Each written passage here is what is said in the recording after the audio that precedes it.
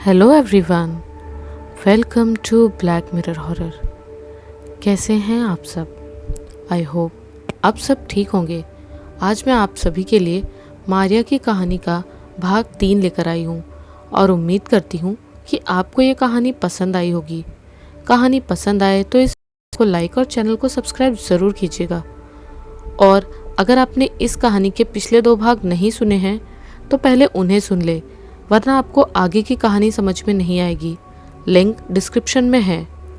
और इस कहानी के लेखक हैं रिंकेश झूरिया जी। तो चलिए बढ़ते हैं हमारी इस कहानी में आगे। पिछले भाग में हमने सुना था कि किस तरह फादर वर्डी के दादाजी और हेनरी के भाई ने मिलकर मारिया को शैतान को धरती पर बुलाने से रोक लिया था। और मारिया के आखिरी शब्द ये थे, शैतान कभी नहीं मरता।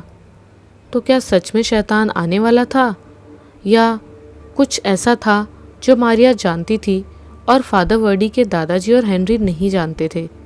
तो आइए सुनते हैं आगे कि क्या हुआ उनके साथ। क्या उसके बाद वो कामयाब रहे मारिया को रोकने से अपनी शैतानी शक्तियों से, या फिर उन्होंने उसे गलती से किसी तरह आज़ाद कर दिया? उस अनुष्ठान वाली जगह के पास में एक सुनसान घर था। ये वही घर था जहाँ मारिया की वो साथी चुड़ैल रहा करती थी, जिसने उसे तंत्र मंत्र सिखाया था। उन दोनों ने घर की तलाशी ली। उस घर में से उन्हें सिर्फ एक चांदी का प्याला और एक चाकू मिला। दादाजी समझ गए कि ये सब शैतानी चीज़ें हैं। उन्होंने कहा, मारिया के शरीर और इन सब चीज़ों का ऐसे बाहर पड़ा रहना ठीक नहीं है। इन्हें रात भर चर्च में ही रखना पड़ेगा। मारिया के शरीर और उन सब शैतानी चीज़ों को रात भर के लिए चर्च में रखा गया। सुबह हुई। चांदी के प्याले और चाकू जैसी शैतानी चीज़ों को मारिया के घर में ही पवित्र जल छिड़ककर बंद कर दिया गया। घर के प्रत्येक कमरे और हॉल के बाहर शैतानी शक्तियों को रोकने के लिए क्रॉस लगाया गया। दादाजी ने हेनरी के भाई को कहा, मारिया की शैतानी आत्मा फिर से जिंदा होने की कोशिश कर सकती है, इसीलिए तुम आज से इसी घर में रहो और इन सब चीज़ों की रखवाली करो। हेनरी का भाई मान गया। इसके बाद मारिया के शरीर को दफनाने की प्रक्रिया शुरू हुई। उसके शरीर से वो पवित्र चाकू निकाला नहीं गया, बल्कि उसके साथ ही उसे दफनाया गया। उसके पूरे शरीर पर पवित्र किताब के पन्ने लपेटे गए और उसके ताबूत पर एक बड़ा सा क्रॉस भी लगाया गया। इसके बाद टाउन के लोगों की मदद से मारिया को चर्च के बाहर कब्र में दफना दिया गया। वो कब्र उसके माता पिता की कब्र से थोड़ी दूर पर थी। इतना सब करने के बाद भी चर्च के पादरी परेशान थे।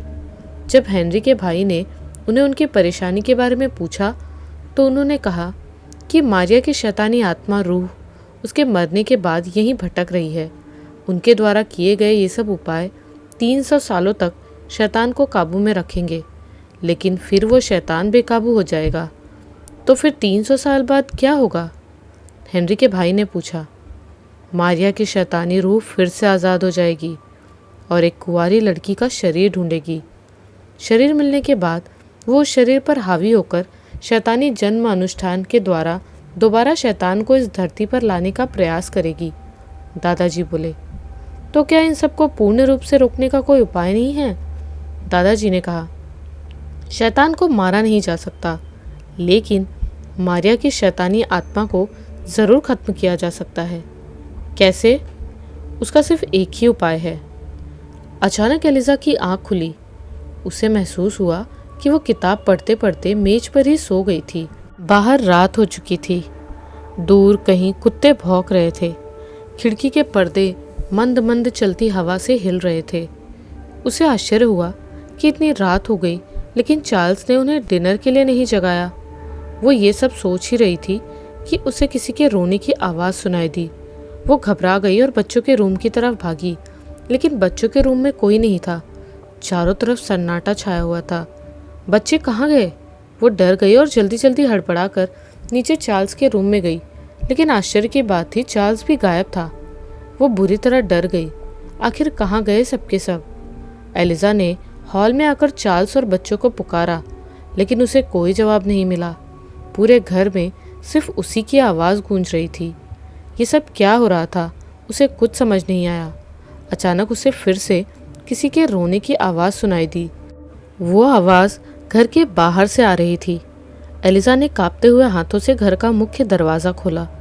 बाहर गुप्त अंधेरा था। एक मरणासन्न शून्य शांति वहाँ छाई हुई थी। उसने एक लालटेन जलाई और उसे लेकर बाहर आई। उसे बाहर का दृश्य देखकर बड़ी हैरानी हुई। बाहर दूर तक सिर्फ अंधकार और घना कोहरा था। उसने अपने घर के चारों तरफ घूमकर देखा, लेकिन वहाँ सिर्फ कोहरा और अंधकार ही फैला हुआ था। आखिर उसके घर के पास वाला जंगल कहाँ गया? एलिजा को ऐसा लग रहा था जैसे उसका घर अनंत सीमा वाले कोहरे से भरे किसी अंधेरे नरक में पहुंच गया था। वो वापस घर के अंदर जाने लगी, लेकिन तभी उसे फिर से रोने का स्वर सुनाई पड़ा। लेकिन इस बार एक नहीं, अनेक लोगों के रोने का स्वर उसके कानों में पड़ रहे थे। वो किसी तरह हिम्मत करके कोहरे में आगे बढ़ने लगी। अचानक उसे अपने सामने कोई लड़की दिखाई दी। उस लड़की की पीठ एलिजा की तरफ थी और वो रो रही थी। एलिजा ने डरते डरते पूछा, कौन? वो लड़की पीछे मुड़ी। एलिजा उसे देखकर बुरी तरह डर गई।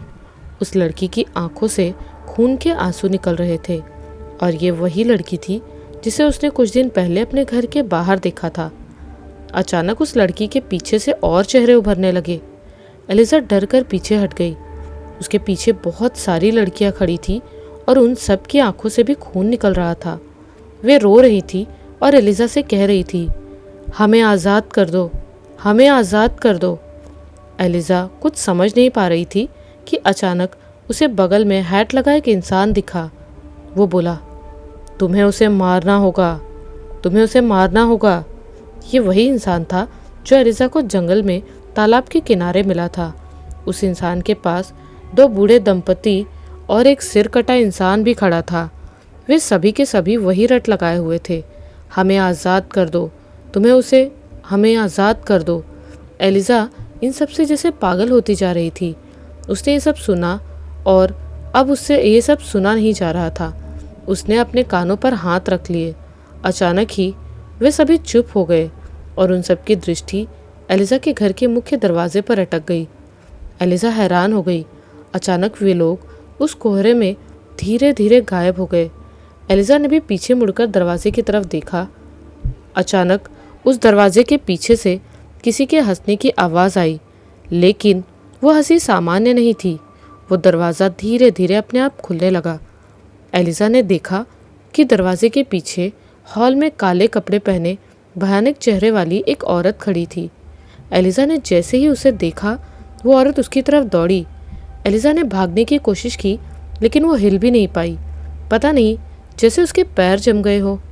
वो शैतानी आत्मा उस पर हमला करने ही वाली थी कि अचानक फिर से उसकी मेज पर दोबारा आंख खुली।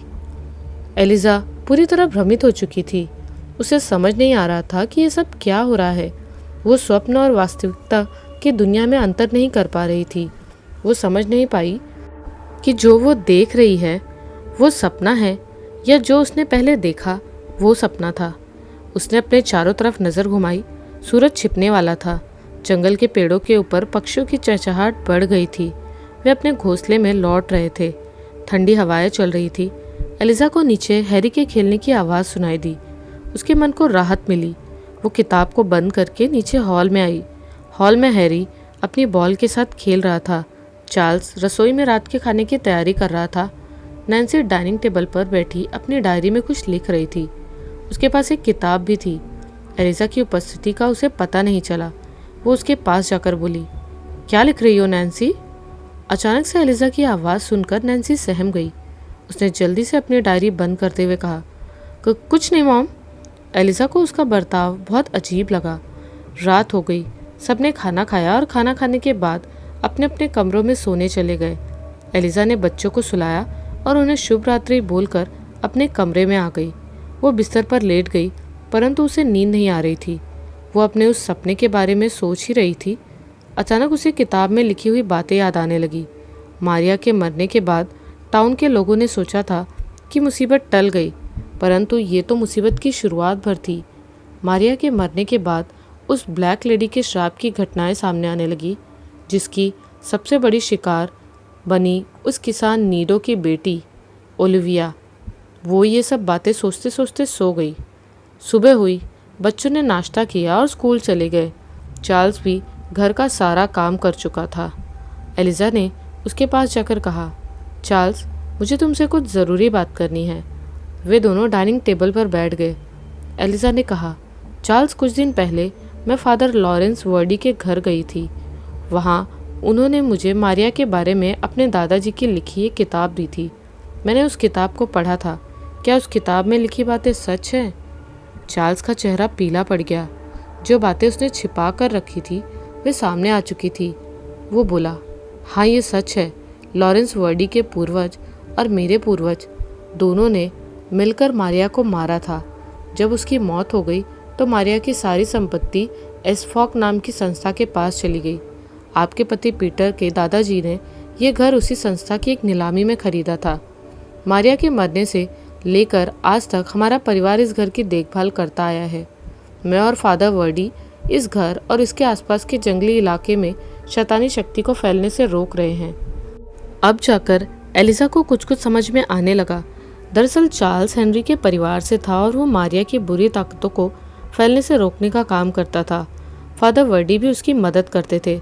मारिया के मरने के बाद फादर वर्डी के परदादाजी यहीं रहने लगे, क्योंकि उन्हें लगता था कि मारिया की शैतानी आत्मा फिर से कुछ बुरा करने की कोशिश करेगी।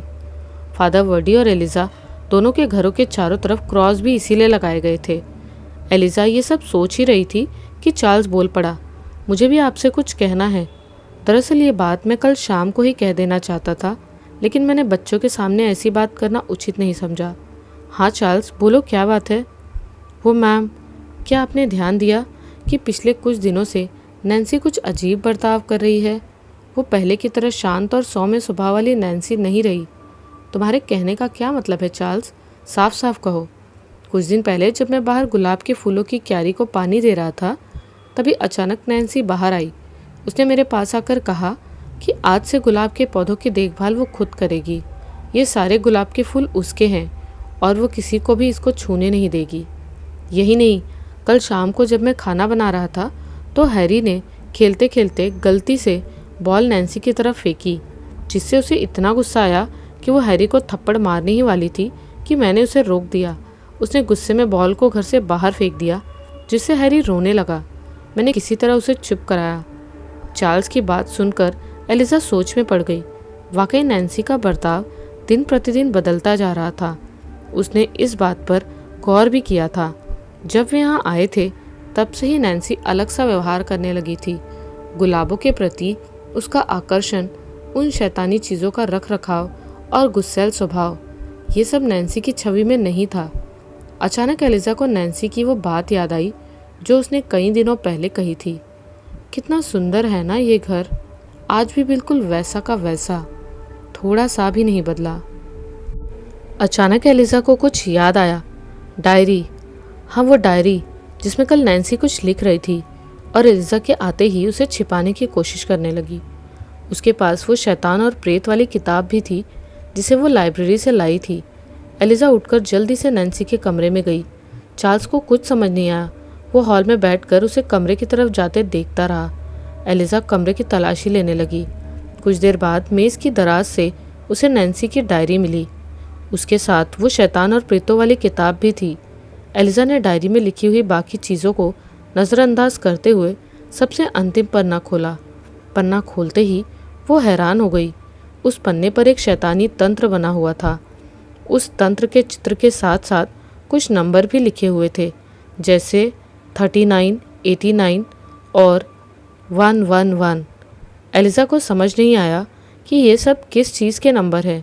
डायरी को नीचे रखकर एलिजा ने शैतान और प्रेत वाली किताब खोली, जिसमें शैतानों और चुड़ैलों के श्राप और शैतानी अनुष्ठानों में काम आने वाली चीज़ों के बारे में लिखा था। एलिजा ये सब देख ही रही थी कि सहसा उसके दिमाग में एक बात आई। क्या नैन्सी के डायरी में लिखे वो नंबर इस किताब के पन्नों के नंबर हो सकते हैं? उसने झट से नैन्सी की डायरी खोली और नंबरों का मिलान करने लगी। सबसे पहला नंबर था 39। जब एलिजा ने उसी नंबर का पेज खोला तो वो चौंक गई। उस पेज पर शैतानी तंत्र बना हुआ था तथा लिखा था, ये शैतानी तंत्र सामान्यतया शैतानों को बलि देने या अन्य शैतानी अनुष्ठानों में काम में लिया जाता है, लेकिन एलिजा का भय कम नहीं हुआ बल्कि बढ़ता गया। नैन्सी के डायरी का अगला नंबर था 89। जब एलिजा ने पेज खोला तो देखा कि उस पन्ने पर एक चाकू का चित्र बना था जिसके हत्थे पर कुछ मंत्र लिखे हुए थे। ये चाकू हूबहू एलिजा के हॉल में रखे चाकू जैसा था जिसके बारे में लिखा था, ये चाकू शैतानी अनुष्ठानों में बलि देने या रक्त निकालने के लिए काम आता है। नैन्सी की डायरी का अगला नंबर था 111 तथा उसी नंबर के पन्ने पर किताब में एक प्याले का चित्र बना हुआ था। एलिजा और भी डर गई। ये प्याला भी उसके हॉल में रखे प्याले से मिलता था जिसके बारे में लिखा था, ये प्याला शैतान को खून अर्पण करने के लिए काम में लिया जाता है। एलिजा के मन में समाये डर ने एक विशाल रूप ले लिया। उसका डर यकीन में बदलने लगा। कहीं उसकी बेटी नैन्सी पर मारिया की शैतानी रूह हावी तो नहीं होना चाहती। सर्वनाश, अगर ये बात सच हुई तो? एलिजा के मन में इस रहस्यमय पहेली की गुत्थियाँ धीरे धीरे सुलझती जा रही थी। फादर वर्डी के परदादा जी की किताब पढ़ने के बाद और चार्ल्स से बात करने के बाद एलिजा को इस रहस्यमय जगह के बारे में बहुत कुछ पता चल चुका था। हालांकि अब भी बहुत से सवाल उसके मन में थे, जैसे कि उसे दिखने वाली वे आत्माएं कौन हैं और वे उससे क्या कहना चाहती हैं। इन सवालों का समाधान होना ज़रूरी था। इन बचे हुए सवालों के जवाब उसे दूसरी तरह से मिले। मारिया की मौत को 300 साल बीत चुके थे। लॉरेंस वर्डी के परदादा जी द्वारा किए गए उपायों का प्रभाव अब धीरे धीरे कम होता जा रहा था और शैतानी शक्तियाँ प्रबल होती जा रही थी। एलिजा को इसी बात का डर था।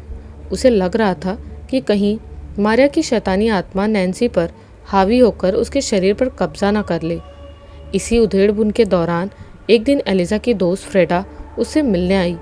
एलिजा का चिंताग्रस्त चेहरा देखकर उसने कहा, क्या बात है एलिजा, तुम बहुत चिंता में लग रही हो। एलिजा ने फ्रेडा को पूरी बात बताई। पूरी बात बताने के बाद फ्रेडा ने कुछ देर सोचकर कहा, क्या तुम्हें विश्वास है कि जिन आत्माओं को तुमने देखा वे सब तुम्हारा कोई वहम नहीं है? नहीं फ्रेडा, मैं उन्हें न जाने कितनी बार देख चुकी हूँ। मुझे लगता है कि वो मुझसे कुछ कहना चाहती हैं। फ्रेडा बोली, अगर तुम्हें लगता है कि वे आत्माएं तुमसे कुछ कहना चाहती हैं तो तुम्हें सियोन्स की मदद लेनी चाहिए। लेकिन इस टाउन में ऐसा सियोन्स एक्सपर्ट कहाँ मिलेगा जो मेरे लिए सियोन्स करे? फ्रेडा बोली, क्रिसेंट लाइब्रेरी की लाइब्रेरियन एमिली, वो सियोन्स में माहिर है। एलिजा की आंखें चमक उठी। वो बोली, ठीक है, मैं कल ही उससे बात करती हूँ। सियोन्स एक ऐसी प्रक्रिया होती है जिसमें मृत आत्माओं से संपर्क किया जाता है या उन्हें बुलाया जाता है। ये सियोन्स प्रक्रिया यूरोप में प्राचीन काल से लेकर वर्तमान तक चली आ रही है। इस प्रक्रिया के तहत एक सियोन्स करने वाला व्यक्ति होता है तथा अन्य उसके साथी होते हैं। वे एक दूसरे का हाथ पकड़ते हैं तथा सियोन्स कराने वाला व्यक्ति मंत्र बोलता है और आत्माओं को बुलाता है। अगले दिन बच्चों को स्कूल भेजकर एलिजा गाड़ी में बैठकर टाउन गई। टाउन पहुंचकर वो सीधा क्रिसेंट लाइब्रेरी गई, जहां उसे पता चला कि एमिली उस दिन लाइब्रेरी नहीं आई थी। उसकी तबीयत बहुत ख़राब थी। एलिजा ने लाइब्रेरी से एमिली के घर का पता लिया और उसके घर की तरफ चल दी। रास्ते में उसने एमिली के लिए एक गुलदस्ता भी खरीदा। पते पर पहुंचकर उसने दरवाज़ा खटखटाया। दरवाज़ा एमिली के पति ने खोला। अंदर जाने पर एलिजा को पता चला कि एमिली को बहुत तेज़ बुखार था। वो अपने कमरे में आराम कर रही थी। एलिजा उसके कमरे में गई। वो बेड पर लेटी किताब पढ़ रही थी। एलिजा को देखकर वो आश्चर्यचकित हो गई। एमिली ने बेड से उठने की कोशिश की, लेकिन एलिजा ने उसे रोक दिया। उसने एमिली को गुलदस्ता दिया और उसके जल्दी स्वस्थ होने की कामना की। एमिली बहुत खुश थी। उस घर में वे दोनों पति पत्नी और उनकी 4 साल की बेटी रहा करते थे। एलिजा एक कुर्सी लेकर एमिली के बेड के पास बैठ गई। एमिली ने अपने पति से कहा, जैक, क्या तुम मेरी दोस्त के लिए एक कप कॉफ़ी बना दोगे? हाँ हाँ, क्यों नहीं, उसका पति बोला। अरे नहीं, इसकी कोई ज़रूरत नहीं है, एलिजा ने उसे टोकते हुए कहा। क्या नहीं, एक बार जैक के हाथ की कॉफ़ी पीकर तो देखो, वो बहुत अच्छी कॉफ़ी बनाता है। एमिली मुस्कुराते हुए बोली। जैक कॉफ़ी बनाने के लिए चला गया। एमिली ने पूछा, तुम्हें मेरे घर का पता कहाँ से मिला?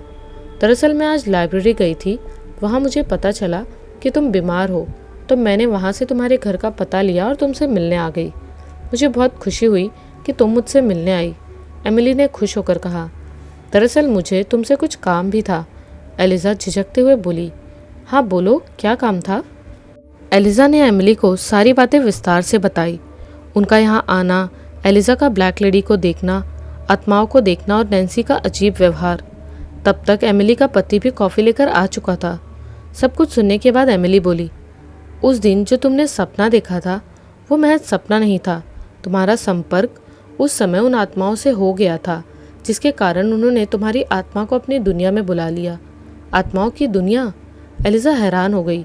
हाँ, हमारी इस भौतिक दुनिया से अलग आत्माओं की अपनी दुनिया होती है। अगर हम किसी कारणवश किसी आत्मा से जुड़ जाते हैं तो उनकी दुनिया तथा हमारी दुनिया के बीच का दरवाज़ा हमारे लिए खुल जाता है। हम इस दरवाजे से उनकी दुनिया में आ जा सकते हैं, बशर्ते हमारा संपर्क उस आत्मा से न टूटे। एलिजा को विश्वास नहीं हो रहा था कि वो सच में आत्माओं की दुनिया में पहुंच गई थी। एमिली ने दोबारा कहा, क्या तुमने उनसे बात करने की कोशिश की? नहीं, मुझे उस वक्त कुछ सूझ ही नहीं रहा था। चारों तरफ अंधकार और घना कोहरा था और वे आत्माएं एक ही वाक्य बार बार बोले जा रही थी, हमें आज़ाद कर दो, तुम्हें उसे मारना होगा। मैं कुछ समझ पाती इससे पहले एक बुरी आत्मा के हमले की वजह से शायद मेरा संपर्क टूट गया और मैं जाग गई।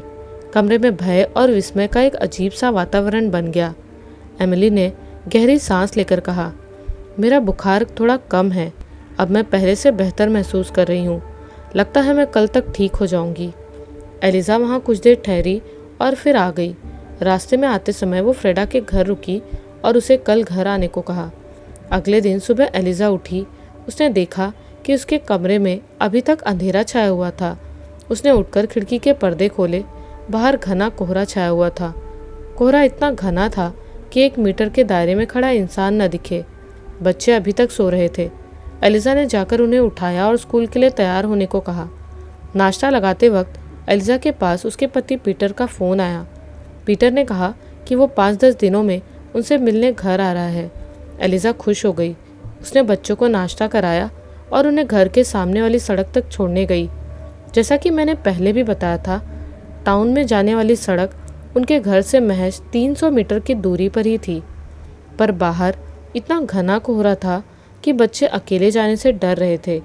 उनके घर से उस सड़क तक एक पतली सी पगडंडी जाती थी।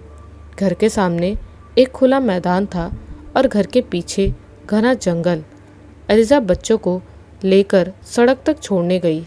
कुछ देर इंतज़ार करने के बाद स्कूल बस आई। एलिजा ने बच्चों को बस में बिठा दिया और बस को कोहरे में ओझल होते हुए देखती रही। इसके बाद वो घर जाने के लिए मुड़ी, लेकिन मुड़ते ही वो हैरान हो गई। उसके घर की तरफ जाने वाली पगडंडी वहाँ से गायब हो गई थी।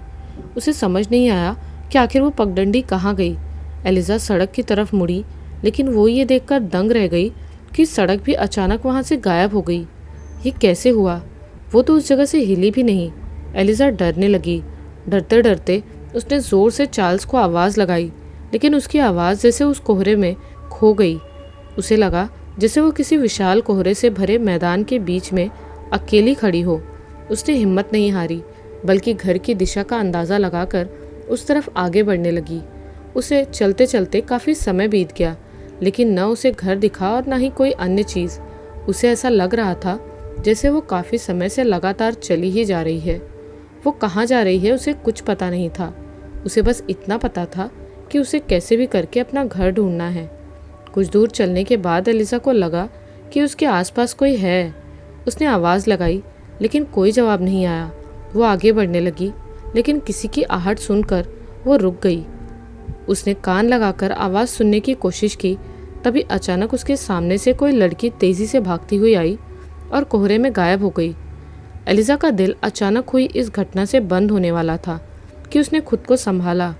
वो तेज़ी से आगे बढ़ने लगी। कुछ दूर जाने पर कोहरे में अचानक उसके सामने एक लड़की प्रकट हुई। ये वही लड़की थी जिसे एलिजा ने उस दिन घर के सामने और आत्माओं की दुनिया में देखा था। एलिजा को उससे डर नहीं लगा।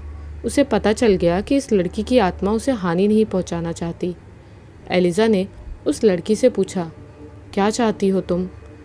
तुम हमें आज़ाद कर दो, लेकिन कैसे? उसे ख़त्म करके। किसे? वो लड़की इसका जवाब देने ही वाली थी कि अचानक एक भयानक चेहरे वाली काली परछाई आई और उस लड़की को कोहरे में खींचकर ले गई। वो लड़की ज़ोर से चीखी। एलिजा ये सब देखकर इतना डर गई कि वो भागने लगी और भागते ही जा रही थी। अचानक उसे अपने सामने उसका घर दिखाई दिया। वो तेज़ी से घर में घुसी और दरवाज़ा अंदर से बंद कर लिया। चार्ल्स उस समय घर की सफाई कर रहा था। एलिज़ा के काफ़ी देर न लौटने के कारण वो उसे ढूंढने जाने ही वाला था कि एलिज़ा आ गई। उसका डरा हुआ चेहरा देखकर चार्ल्स ने पूछा, क्या हुआ मैम? कुछ नहीं चार्ल्स, वो सकपकाती हुई जल्दी से अपने कमरे में चली गई। कमरे में जाकर वो बिस्तर पर बैठ गई और उन सब के बारे में सोचने लगी। वो ये सब सोच ही रही थी कि अचानक किसी ने उसके कमरे का दरवाज़ा खटखटाया। एलिज़ा सहम गई। तभी दरवाजे के बाहर से चार्ल्स की आवाज़ आई, मैं अंदर आ सकता हूँ मैम? एलिज़ा की सांस में सांस आई। हाँ चार्ल्स, आ जाओ, चार्ल्स ने अंदर आकर कहा। फ्रेडा और एमिली आए हैं मैम, एलिज़ा ने बिस्तर से उठते हुए कहा। मैं अभी आती हूँ। जब एलिज़ा नीचे आई तो उसने देखा कि फ्रेडा और एमिली दोनों हॉल में रखी उन चीज़ों को देख रहे हैं। एलिज़ा को देखकर एमिली बोली, तुम्हारे घर के आसपास बहुत नकारात्मक ऊर्जा है, जैसे कोई बहुत ही बुरी ताकत यहाँ हो। एमिली ने हॉल में रखी चीज़ों की तरफ इशारा किया और बोली, क्या यही वो शैतानी चीज़ें हैं? एलिज़ा ने हाँ में सिर हिलाया। हॉल में उन चीज़ों के अलावा एक बतख की मूर्ति का धड़ और कुछ छोटी मोटी मिट्टी की मूर्तियाँ भी रखी हुई थी। क्या ये मूर्तियाँ भी शैतानी हैं? एमिली ने पूछा। मुझे नहीं पता, मैंने इन पर ज़्यादा ध्यान नहीं दिया। और हाँ, इस बतख की मूर्ति का सिर मुझे जंगल में पड़ा मिला था।